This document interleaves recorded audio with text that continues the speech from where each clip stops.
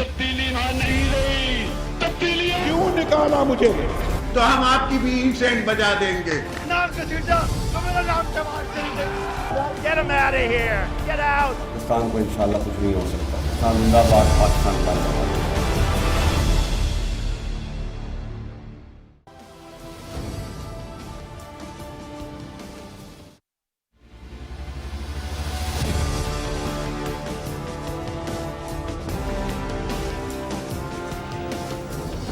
जी अस्सलाम वालेकुम। एक तो आज का दिन बहुत इंपॉर्टेंट है पाकिस्तान के लिए, पाकिस्तान की तारीख के लिए, पाकिस्तान की असास के लिए। 23 मार्च वो दिन कि जब करारदाद लाहौर के ज़रिए पाकिस्तान की बुनियाद रखी गई और मुसलमानों के लिए एक अलग रियासत का जो है वो एक मुतालबा सामने रखा गया।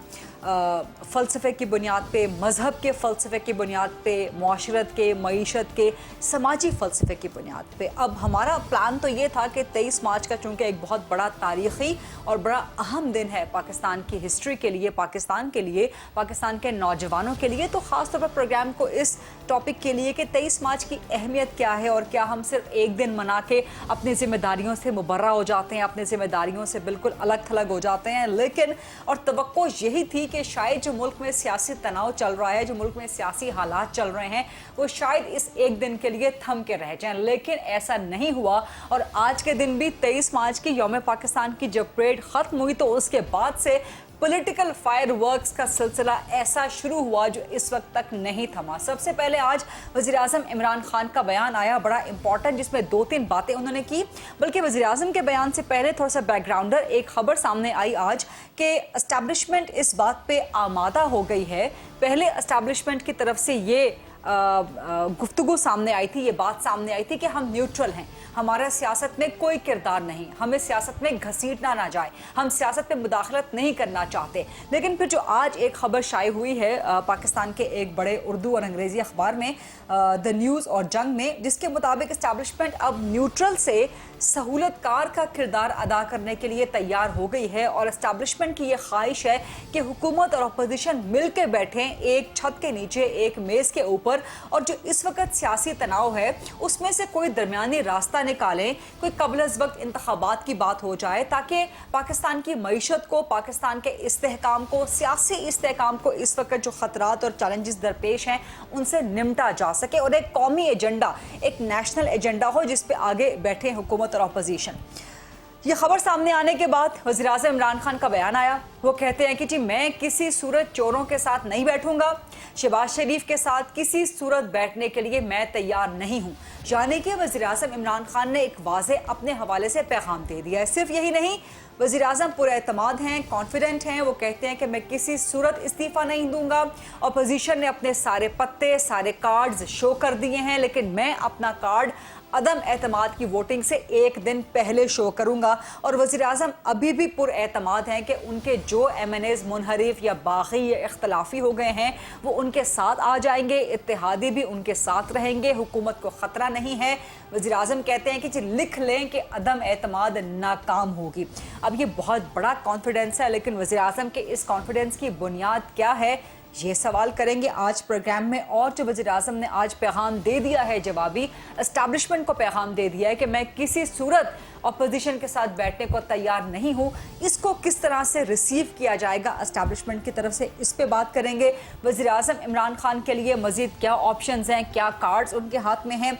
वज़ीर-ए-आज़म ने आज ये भी ऐलान किया है कि चौधरी निसार अली खान से उनकी मुलाकात हो चुकी है।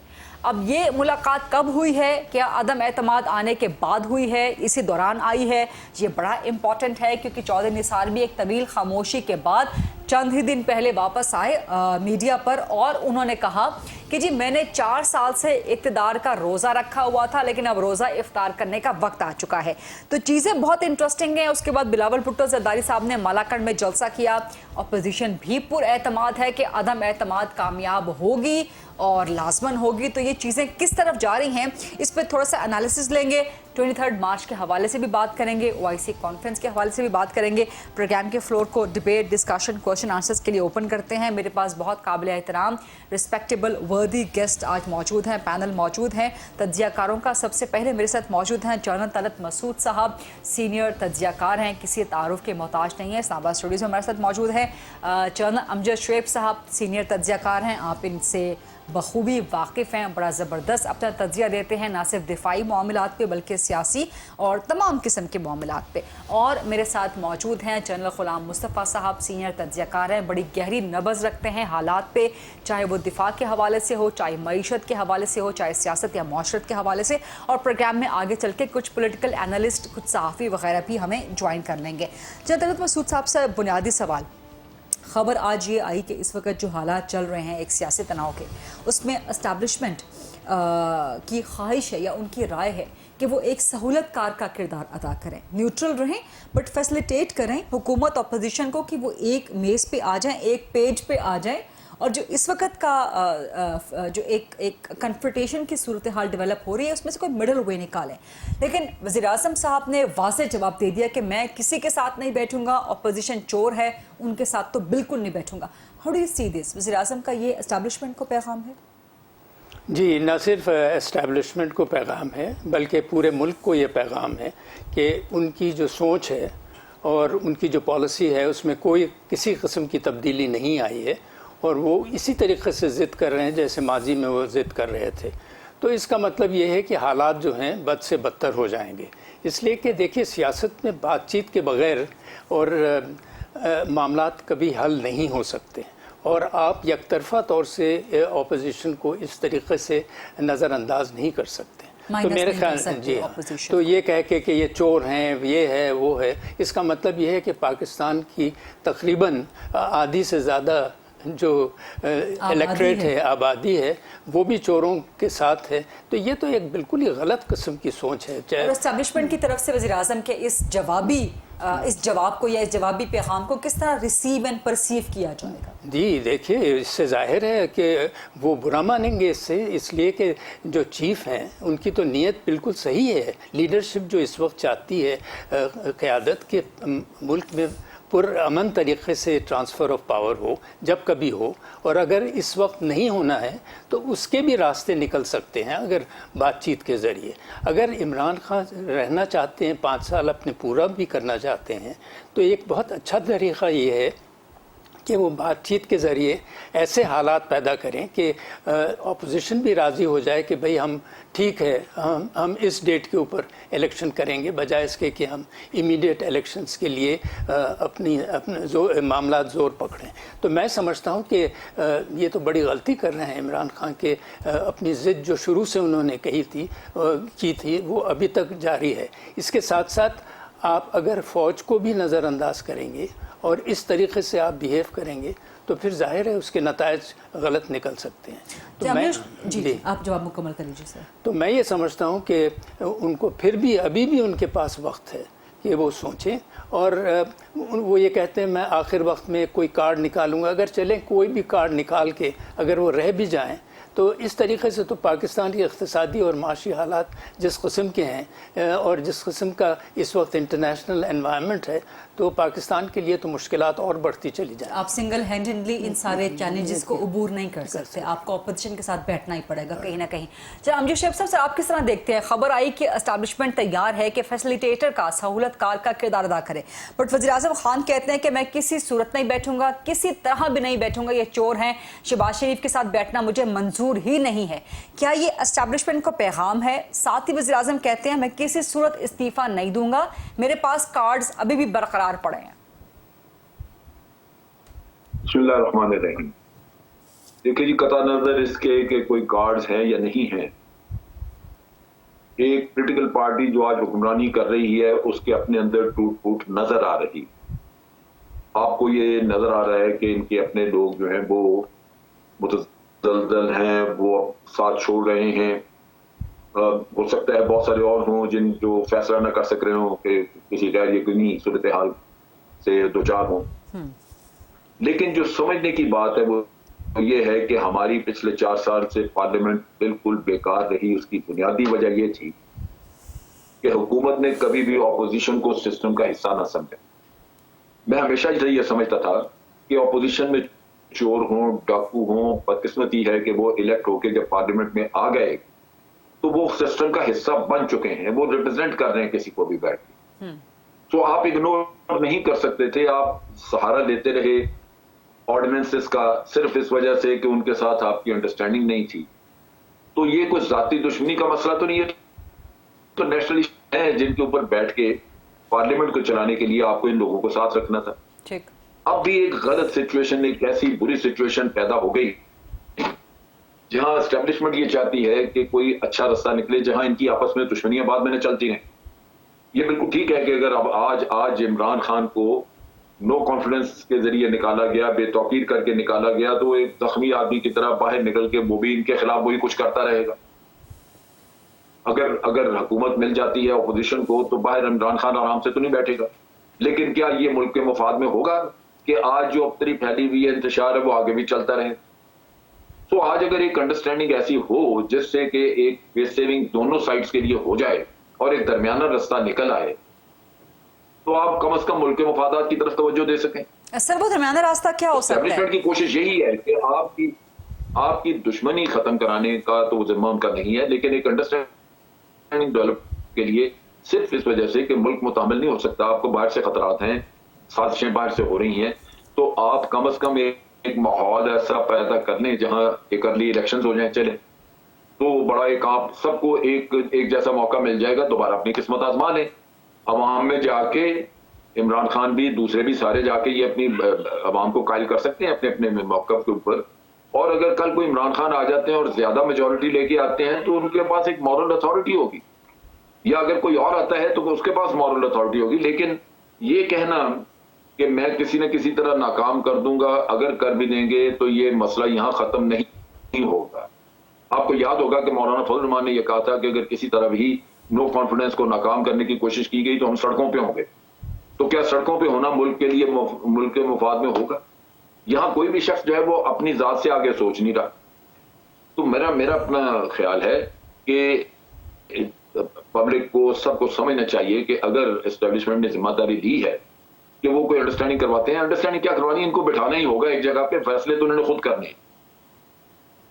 तो ये बड़ा जरूरी है कि ये सोचें कि फेस सेविंग दोनों के लिए बन जाए और एक ऐसा हल निकाल लें जिससे कि मामला आगे चलाए जा सकें, बजाय इसके कि जमूद रहे और एक दूसरे के खिलाफ ये एजुटेशन करते हैं। जनरल साहब, जनरल अमजद साहब, आप क्या समझते हैं कि वज़ीर आज़म खान के आज के बिल्कुल कोरे, बिल्कुल सीधे साफ जवाब को एस्टैब्लिशमेंट की तरफ से किस तरह रिसीव एंड परसीव किया जाएगा? देखिए जी, वो प्राइम मिनिस्टर है इस वक्त पे जी, अगर वो कुछ भी कहते हैं, ये कहते हैं, ये कुछ और कहते हैं, तो एस्टैब्लिशमेंट पीछे हट जाएगी। और तो कोई बात नहीं है। एस्टैब्लिशमेंट अगर कल को सारे सियासतदानों को कायल करके बिठाना चाह रही है, लेकिन एक साइड जो है वो इतना सख्त अगर रवैया अख्तियार करेगी तो वो पीछे हट जाएंगे। वो कहेंगे जी ठीक है, फिर आप सेटल करें आपस में चीजें जैसे भी करनी। असल चीज यही है कि उसमें वो मुल्क के मुफाद में नहीं, तभी ये एस्टैब्लिशमेंट कोशिश कर रही है कि अगर ये फसाद की तरफ चले जाते हैं, जल्द से एक दूसरे के खिलाफ करते हैं। कल हमें इत्तला मिली कि फैसलाबाद में पीटीआई वाले भी डंडे शंडे लेके आ रहे हैं वहां से। तो ये चीजें तो मुल्क के मुफाद में नहीं कि यहाँ पे अगर क्लैशेस शुरू हो जाएं, तो उस सिचुएशन को उससे बचने के लिए आपको एक रास्ता दे रहे हैं। आप नहीं करेंगे तो फिर आप जिम्मेदार हैं, लोग ये पीछे हट जाएगी एस्टैब्लिशमेंट। ठीक। चलो गुलाम मुस्तफ़ा साहब, सर आप किस तरह परसीव कर रहे हैं सारी सूरत हाल को? खबर आई कि एस्टैब्लिशमेंट फैसिलिटेटर का किरदार अदा करना चाहती है, न्यूट्रल रहते हुए कि एक मेज पे, एक पेज पे, एक छत के नीचे आ जाए हुकूमत अपोजिशन, मिलके कोई दरमियानी रास्ता निकाल लें। But prime minister Imran Khan ने एब्सोल्युटली नॉट कह दिया, उन्होंने एब्सोल्युटली रिफ्यूज कर दिया इसको। देखिए, पहले तो ये मुतय्यन करना हो क्या वाकई एस्टैब्लिशमेंट ने ये बात की भी है कि नहीं की है। नंबर 2, हम तो ठीक है जो अभी अब बात हो रही थी, मैं एक और तरीके से आपकी तवज्जो दिलाना चाहता हूँ। ऑपोजिशन को क्यों इतनी जल्दी थी कि ये अभी इनको निकाल दिया जाए? ऑलरेडी जो उनका ग्राफ था, काउंट टू ऑपोजिशन नीचे जा रहा था, तो जैसे इलेक्शन आते ऑपोजिशन के पास बड़ा स्ट्रॉन्ग एक प्लेटफॉर्म होता और जो ऑपोजिशन का नैरेटिव था वो बाकायदा ट्रैक्शन ले रहा था, तो उसको तो विश्वास दे देते। उनको क्यों मसला था कि भी आज ही नहीं कल ही बस निकाल के छोड़ना है उन्होंने इसको। तो अब दोनों तरफ से जो ये जो की कैफियत है, इसमें सिर्फ खान साहब अकेले जिम्मेदार नहीं है। नंबर 1। नंबर 2, खान साहब ने ये कह दिया, उनके बारे में किसी को कोई शक नहीं था कि वो नॉन कॉम्प्रोमाइजिंग आदमी है, और यही शायद वो वजह है जिसकी वजह से उनको बहुत सी मुश्किलात का सामना करना पड़ रहा है। आज जिस सूरत हाल में 2-4 हैं, जिनके कुछ साथी भी उनको छोड़ के चले गए हैं, शायद उसकी एक वजह ये भी हो सकती है। लेकिन वो बाकायदा एक इलेक्टेड प्राइम मिनिस्टर है पाकिस्तान के। सही है, गलत है, उनकी पॉलिसी से हजार इख्तलाफ है, हम भी करते हैं, हम भी ये समझते हैं कि मैनेजमेंट में या गवर्नेंस में उनकी कमजोरियां रही हैं, लेकिन आप दोनों तरफ से भी उपाय देखे कीजिए इसमें। हाँ, अब आते हैं कि क्या एस्टेब्लिशमेंट ने ऑफर की है। अगर एस्टेब्लिशमेंट ने ऑफर की है तो मेरा ख्याल है एक चीज, ऑफर अच्छी है, ये होनी चाहिए और खान साहब को अवेल करनी चाहिए थी इसमें। लेकिन एक और नुकता भी देखिए कि ये थोड़ी सी लेट हो गई है। अगर ऑफर आई है तो लेट इसलिए हो गई है कि दोनों तरफ से महाजाए की कैफियत उस स्टेज पे पहुंच चुकी है कि अब खास तौर पे जो खान साहब बेसिक नेचर उनकी शायद उसी वजह से वो इतने टेनेशियस हैं और यहाँ तक आए भी हैं, अब वो बाकायदा हेड ऑन जाने के लिए तैयार बैठे हुए हैं। Sir sorry to interrupt you, एक सप्लीमेंट्री सवाल लॉन्च कर दिया हुआ है इसके लिए। सर सॉरी टू इंटरप्ट, एक सप्लीमेंट्री सवाल, आप फरमा रहे हैं कि ऑफर लेट हो गई है। सर ऑफर उसी वक्त तो नहीं आ सकती थी ना कि जब अदम एतमाद अनाउंस हो गई, जब चीजें पॉइंट ऑफ नो रिटर्न की तरफ बढ़ रही हैं, जब कोई और हल नजर नहीं आ रहा, अगर इमीडिएटली ही ये ऑफर आ जाती है, ख्वाहिश का इजहार कर दिया जाता है एस्टैब्लिशमेंट की तरफ से, तो ये तो बिला वजह सियासत में कूदने के मुतरादिफ करार दिया जाता। अब तो जबकि पॉइंट ऑफ नो रिटर्न और पाकिस्तान के इस्तेहकाम को खतरात लाहक होने वाले हो रहे हैं। कह रहा हूँ, आप सिर्फ एक और नुक्ता नजर से देखिए, बस मैं ये कह रहा हूँ इसमें। हाँ। ये तो मैं जब ये पीडीएम की मूवमेंट शुरू हुई थी, मैं उस दिन मैंने पहली दफा ये बात की थी कि अब वक्त है कि ये अपोजिशन और गवर्नमेंट मिलकर बैठे, इस मुल्क को महाजाया की कैफियत में ना लेके जाए। मैं तो उसको से बात करूँ, आज से बात कर ही नहीं, मैं जब से बात करूँ। ठीक, ये अगर आपस में एक मुफाहमत के जरिए को मामला तय हो जाते हैं, उससे बेहतर तो कोई चीज है ही नहीं है। ये देखिए, जिस तरीके से हम इस वक्त आपस में एक मुआवजा की कैफियत ना सिर्फ लीडरशिप में नजर आती है आपको, बाकायदा अवाम में नजर आती है आपको इसमें। और लठबरदार फोर्सेस निकल आई हैं बाहर अभी एक दूसरे के साथ लड़ने के लिए, और बाकायदा ऐलान किए जा रहे हैं कि हम छोड़ेंगे नहीं, ये नहीं करेंगे, वो नहीं करेंगे। और आप अब देखिए कहां तक मामला लेके जा रहे हैं हम इसमें। तो इसमें एक्चुअली अपोजिशन और गवर्नमेंट दोनों की जिम्मेदारी है इसमें। अपोजिशन पीछे हटने को तैयार नहीं थी। बहरहाल जिम्मेदारी हुकूमत की है कि वो इन हालात को नॉर्मलाइज करे, और जो इस वक्त एक महाजाए की कैफियत है जो आपकी बड़ी अदालतों में पहुंच चुकी हुई है और अवाम के सड़कों में आपको नजर आ रही है, और ये अगर कल को जलसे जुलूसों तक बात पहुंची तो ये बढ़ेगी और मुल्क में इंतशार बढ़ेगा इससे। तो अक्लमंदी का तकाजा तो बिल्कुल यही है कि आप उसमें मिलकर बैठे बात करें। मैं इसलिए कह रहा था कि अगर शायद आज से हफ्ता पहले बात होती और चीज थी कोई, अब वो इमरान खान साहब को मैं सिर्फ ये देख रहा हूँ कि भाई ये नहीं कि उनका कोई स्टैंड मैं समझता हूँ सही है, लेकिन उन तरफ से आप देखिए कि वो खड़े हुए तलवार लेके, जी मैं तो ये कर दूंगा बस, उनसे वो आगे पीछे हटने को तैयार नहीं है। आज से हफ्ता पहले भी बात करते शायद और निकल आती, लेकिन बहरहाल ऑफर अब भी ठीक है, अब भी इनको वेल करनी चाहिए। अब भी वक्त है कि हम इस मुल्क को एक स्मूथ ट्रांजिशन की तरफ लेके जाए, जैसे भी हो ट्रांजिशन, इलेक्शन हो जाए 2 महीने 3 महीने 4 महीने 6 के इलेक्शन हो जाए, वही तो है, आज नहीं कल इलेक्शन होने हैं इसमें। और अल्टीमेटली जिसका खान साहब खुद भी कहते हैं कि दुनिया का कोई तनाजा जंग के जरिए हल नहीं हुआ, अब वो खुद जंग करने को तैयार बैठे हुए हैं, तो वो खुद अपनी नफी कर रहे हैं।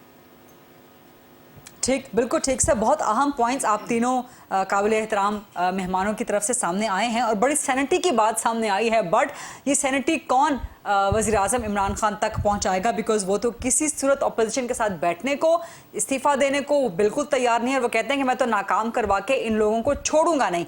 बट ये बड़ा अहम सवाल है, इसी अहम सवाल को आगे लेके चलेंगे। एक छोटी सी ब्रेक के बाद जब वापस आएंगे तो जनरल साहिबान हमारे साथ मौजूद होंगे ही, इसके अलावा सीनियर सहाफ़ी और तज्ज़ियाकार भी हमारे साथ मौजूद होंगे। Let's take a short quick break and then come back.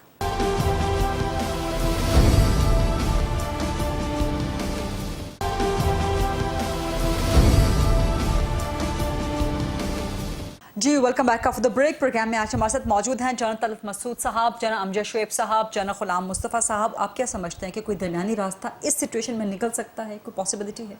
And what could निकल तो सकता है, जी कन्फ्रंटेशन की तरफ ना जाए ना, और अगर आप अपने अटल हो जाएं और कहें कि मैंने जो पोजीशन ली हुई है वो बिल्कुल सही है और मैं किसी से डरता नहीं हूँ, ये डरने की बात नहीं है। ये तो पार्लियामेंट्री जो फ़राइज़ हैं वो अंजाम देने की बात है। और जिस तरीके से जमहूरियत चलती है उसका जो मिजाज होता है जमहूरियत का वो ये होता है कि आप एतमाद का जो वोट लेते हैं वो इस वजह से लेते हैं कि आप लोग, जो आपकी पब्लिक है, जो आपका मुल्क है और दूसरे जो मुल्क हैं, वो ये समझें कि जो आप प्राइम मिनिस्टर इस वक्त भी हैं और चूंकि जितना एजिटेशन भी हुआ लेकिन इसके बावजूद आपका लोग आप पर एतमाद करते हैं। आपकी जो पार्लियामेंट है वो एक फंक्शनल पार्लियामेंट है। अगर आप ये कहें कि जी मैं किसी सूरत में नहीं हटूंगा, अगर एतमाद का वोट हार भी गया तो मैं रहूंगा, तो ये तो बिल्कुल ही जमहूरियत के खिलाफ है। और एक तरीके से आप ऐसी जिद कर रहे हैं जैसे बच्चे नहीं जिद करते हैं कि हम तो हर चीज़ करेंगे चाहे अम्मा कुछ भी कहे। तो ये तो मेरे ख्याल में इसी खतरनाक सूरत हाल से बचने के लिए आप समझते हैं कि इस वक्त कोई दरमियानी रास्ता हो सकता है, और आपके नज़दीक वो मिडिल ग्राउंड क्या हो सकता है? भाई मिडिल ग्राउंड ये है कि या तो बातचीत के ज़रिए आप कहें कि ठीक है ये गवर्नमेंट जो है वो 5 साल चलेगी और वोट की ज़रूरत नहीं है। एक तो ये भी है रास्ता, अगर अपोजिशन ये मान ले, लेकिन अपोजिशन इस वक्त तैयार नहीं है, तैयार नहीं है। और हालात इस कदर ख़राब हो गए हैं कि वो कहते हैं कि आप एतमाद का वोट जो है वो हासिल करें ताकि ये पता लगे कि अभी भी आपके साथ लोग हैं। तो मेरे ख्याल में अब जब ये खुद इतना इनको एतमाद है, या जैसे वो कह रहे हैं कि मुझे बड़ा एतमाद है, तो फिर इनको डर क्या चीज़ का है?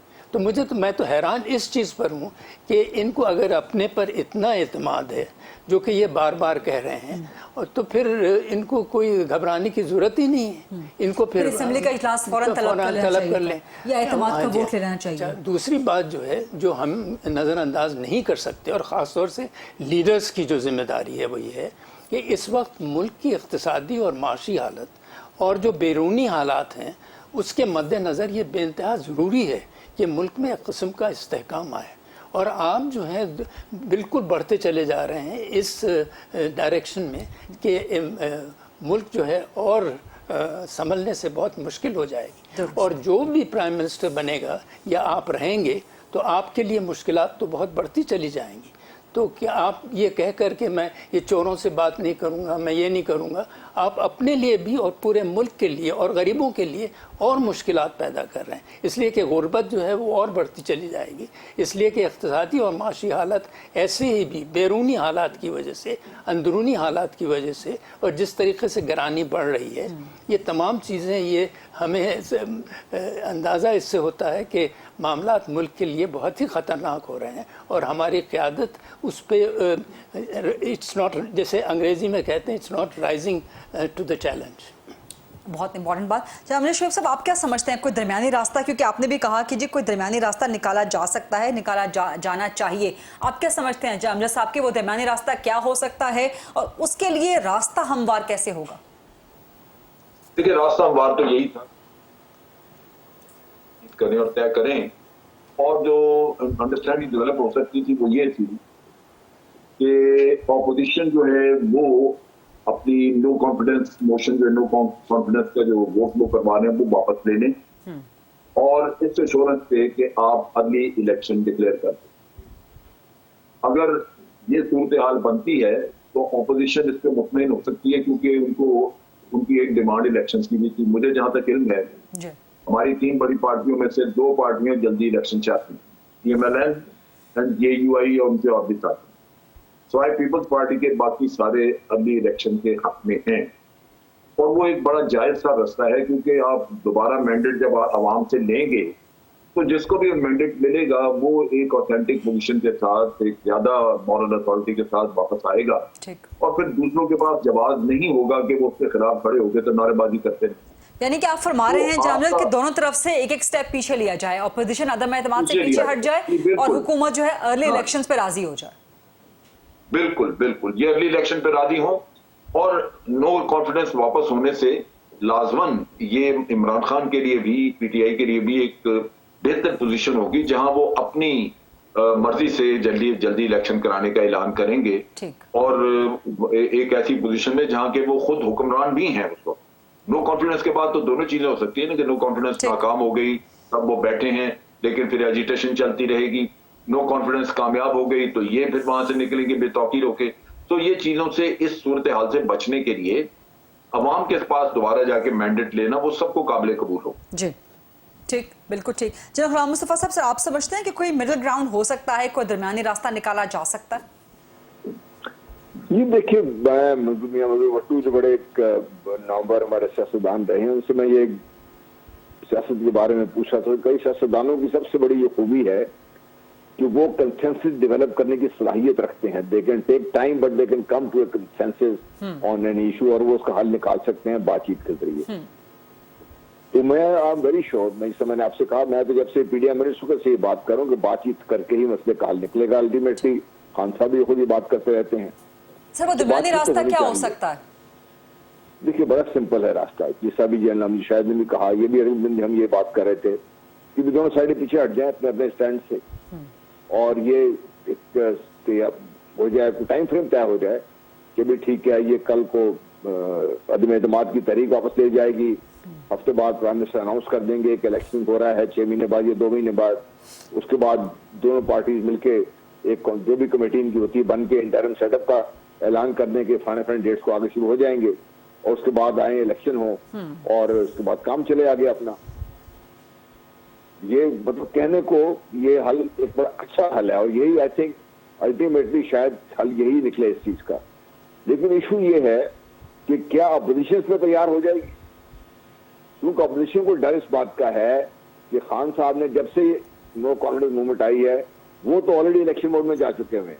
उन्हें जब से जुलूस करके जो उनका एक स्टैंड है वो आज से नहीं, जब से बात कर रहे हैं वही स्टैंड है, वो लेके पब्लिक में चले गए। उसमें उन्होंने ऐड ये कर दिया है कि मैं चूंकि एक anti west anti American agenda लेके आया हूँ, इससे मुझे गैर मुल्की कुव्वतें अपोजिशन के साथ मिलकर निकालना चाह रही हैं। और ये ऐसे एक आज के दौर में एक इस किस्म का नैरेटिव है जो मेरा ख्याल आगे चल के शायद पाकिस्तान के लिए इतना बेहतर ना हो। ठीक है, हमें अपने पॉलिसी खुद बनानी चाहिए, लेकिन हम पूरी दुनिया से कट के अलग तरीकों के रह तो नहीं सकते। ट्रेजेडी ये है कि यही, या खुशकिस्मती कह लीजिए कि ये नैरेटिव लोगों में होल्ड कर रहा है, ये लोग इसको बात को सुन रहे हैं। अगर इसी तरह वो गए इलेक्शन में जिस तरह तैयारी कर रहे हैं, फिर तो ये झगड़ा हमारा खत्म कभी नहीं होगा इस चीज का।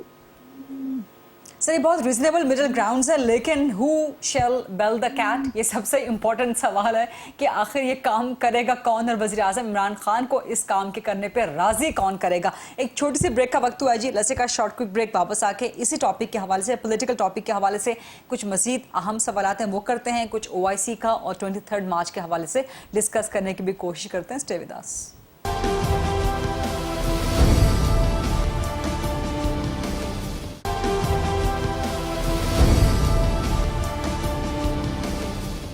जी welcome back after the break. Program में हमारे साथ मौजूद हैं जनरल तलत मसूद साहब, जनरल अमजद शुएब साहब और जनरल गुलाम मुस्तफ़ा साहब।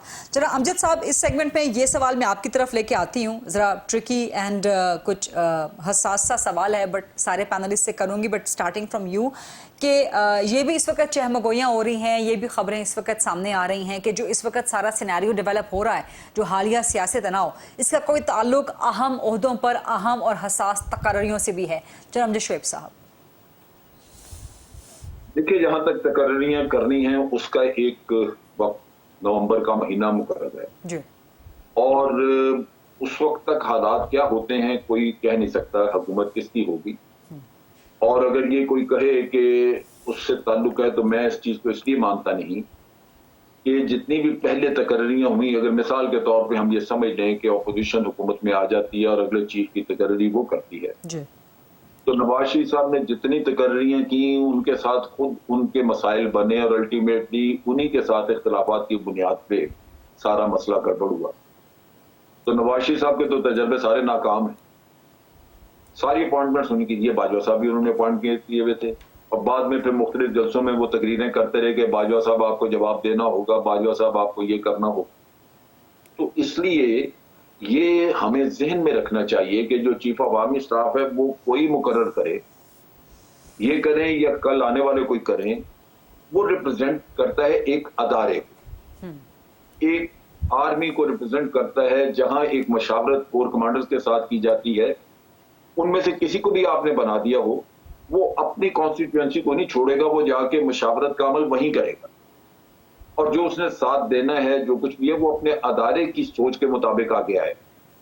तो उससे ये तवक्को करना कि उसमें किसी का पॉलिटिकल फेवरेट कोई होगा, वो नहीं होगा।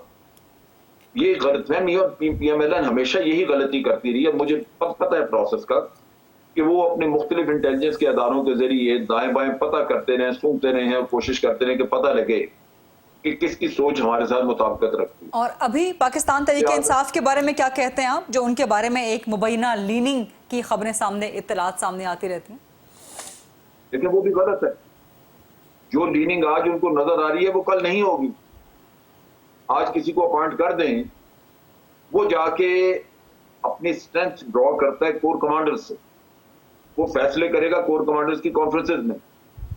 वो आके इनके सियासी फैसले सुन के तो उनके मुताबिक काम नहीं करेगा। अगर उसकी टोटल स्ट्रेंथ उसकी आर्मी है, उसके कोर कमांडर्स हैं, तो उनकी मर्जी और ख्वाहिशात के बगैर वो कैसे आगे चल सकता है?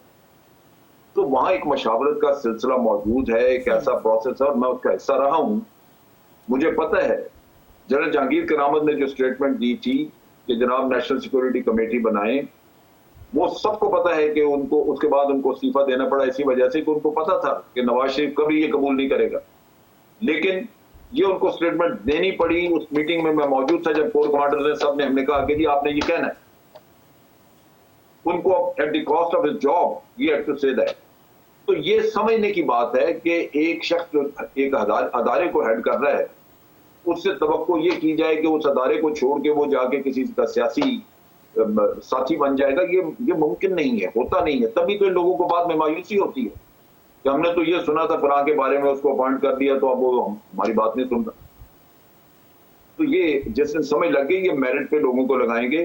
ये कभी नहीं सोचेंगे कि फलां की लीनिंग हमारी तरफ है या नहीं है। लीनिंग नहीं होती, असल चीज मेरिट है। मेरिट पे लगाएं, इनको किसी को कोई तंगी नहीं होती।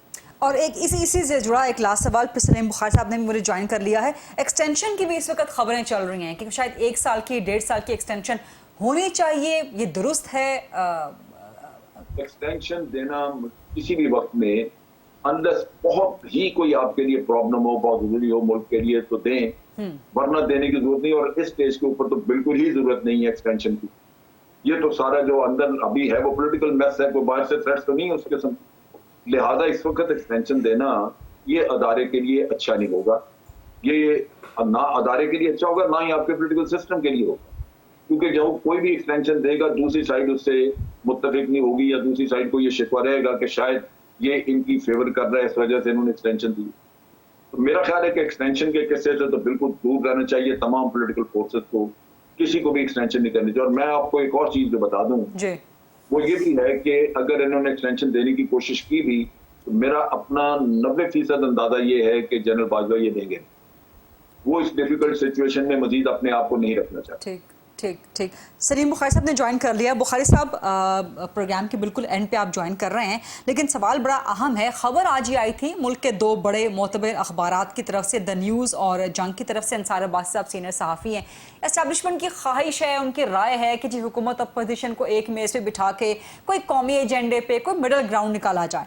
बट वज़ीर आज़म खान ने उसका बिल्कुल 2 टोक जवाब दे दिया कि मैं तो बैठूंगा ही नहीं अपोजिशन के साथ, ये चोर हैं, मैं चोरों के साथ नहीं बैठूंगा, मैं शहबाज शरीफ के साथ नहीं बैठूंगा। कैसे देखते हैं आप इन दोनों खबरों को? देखिए, गुजारिश ये है कि एक तो मैं तारीफ करना चाहता हूं शुएब की, आज जिस तरह की उन्होंने की है।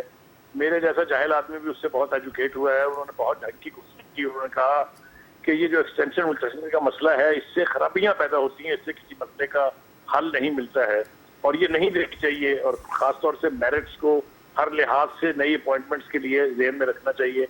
मेरा ख्याल ये है कि जब से जनरल बाबर नदीम ने प्रेस कॉन्फ्रेंस में ये कहा था कि पाकिस्तान की फौज का सियासत से कोई ताल्लुक नहीं और हमें इसमें ना घसीटा जाए, उसके बाद से कोई ऐसी एविडेंस नहीं है कि ये अज्यूम किया जाए कि फौज जो है वो किसी तरह से भी सियासत में मुदाखलत कर रही है। लेकिन हुकूमत के बारे में ये नहीं कहा जा सकता। हुकूमत ने फौज के साथ पंगा किया, यकीनी तौर पे किया। DGI-SI की अपॉइंटमेंट किसी को नहीं भूलनी चाहिए। और मिलिट्री के DNA में ये नहीं है कि जो काम फौज के अपने करने के हैं उसको कोई दूसरा सरंजाम देने बैठ जाए अपनी मर्जी से। एक प्रोसीजर है चीफ की अपॉइंटमेंट का, जनरल साहब मुझसे बेहतर जानते हैं। उसको जब आप बाईपास करेंगे उस वक्त ही प्रॉब्लम होगा। तो ये बात मैं बड़े वसूख से कह सकता हूँ कि इस वक्त फौज बज़ाहिर नहीं यकीनी तौर पर न्यूट्रल लग रही है, और यही वजह है कि न्यूट्रल लफ्ज जो है वो खान साहब को हजम नहीं हो रहा है। उसके बारे में उन्होंने क्या क्या इरशादात फरमाया है मैं यहाँ दोहराना नहीं चाहता, सबको पता है। लेकिन फौज अगर न्यूट्रल रही तो बाकी इमरान खान साहब के सारे अदारे जो है वो चाली है, इसलिए कि अगर आज उन्होंने खुद अपनी कमेटी की मीटिंग में उनको ब्रीफ कर दिया गया कि ना आपके साथ एलाइज है, ना आपके साथ वो 13 आपके बकौल है, 30 दूसरी पार्टियों के बकौल है।